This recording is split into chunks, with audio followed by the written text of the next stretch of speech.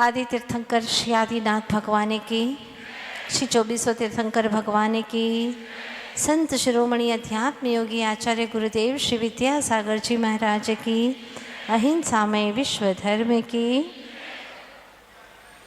Hello. परम पूज्य हारिका रक्षवासी पूर्णमती माता जी की, वंदनी हारिका संघ की। महिला मंडल बीच में बैठ जाएं। श्रीमद कुंद कुंद महाराज ने आचरण की दृष्टि से मूलाचार ग्रंथ की रचना की, पर्याय की दृष्टि से प्रवचन सार महाग्रंथ राज की रचना की, साधना की दृष्टि से नियम सार ग्रंथ की रचना की और द्रव्य दृष्टि से समय सार ग्रंथ राज की चर्चा की है। अद्भुत ग्रंथ लिखा है। हम जीवों को पतित से पावन बनाने के लिए, अंधकार से प्रकाश की ओर ले जाने के लिए, पतन से उत्थान की ओर ले जाने के लिए ये कुंद कुंद महाराज इस महान ग्रंथ राज में बहुत गहरी गहरी बातें बता रहे हैं जो कभी सुनी नहीं थी, जो कभी जाना ही नहीं था, देखा ही नहीं था। ऐसे अद्भुत अनुपम निज शुद्धात्म द्रव्य की बात कर रहे हैं। उनका कहना है कि कैसे जिए कि जीवत्व की अनुभूति हो। ध्यान से सुनिएगा, कैसे जिए कि जीवत्व की अनुभूति हो और कैसे मरे कि अमरत्व की अनुभूति हो। इतनी सी बात में तो सब कुछ समाहित हो गया।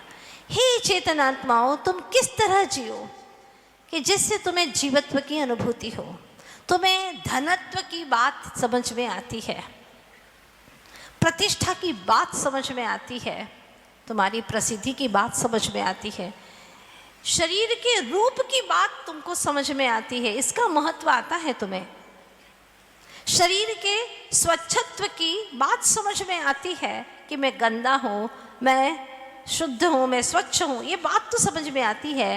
लेकिन क्या कभी इस जीवन में जीवत्व की अनुभूति हुई कि मैं जीव हूँ, मैं जी रहा हूँ? क्या अद्भुत बात है, क्या अद्भुत बात है कि बिना श्वासोच्छ्वास के भी तू जी सकता है। मात्र चैतन्य प्राण से जीने वाला तू चैतन्य तत्व है। क्या बात है, अनंत सिद्ध भगवंत बिना श्वास के जी रहे और सच में वो ही जी रहे हैं। जीना उन्हीं का सार्थक है जिन्होंने जीना बना दिया, सोपान सीढ़ी बना दी। वाह, उनका जीवन अनुकरणीय हो गया, अनुसरणीय हो गया। पर द्रव्य की महिमा आ रही है। पर की अनुभूति गहराई से करना चाहता है, कर नहीं पाता। करेगा तो अपनी ही ज्ञान की अनुभूति ही करेगा, ये बात तय है। 24 घंटा यह जीव अपने ज्ञान की ही अनुभूति कर रहा है। अभी आप क्या अनुभूति कर रहे हैं? अपने ही ज्ञान की। अब ये बात अलग है कि मात्र ज्ञान की अनुभूति नहीं कर रहे, ज्ञान प्लस मोह राग द्वेष इन सबको जोड़ करके, जुड़ता नहीं। स्वभाव तो ऐसा है कि ज्ञान में कभी जुड़ता ही नहीं पर द्रव्य, एक परमाणु भी जुड़ता नहीं। लेकिन मान्यता है, मान लिया है, घर मेरा है। माता जी आपके आशीर्वाद से सब बढ़िया है।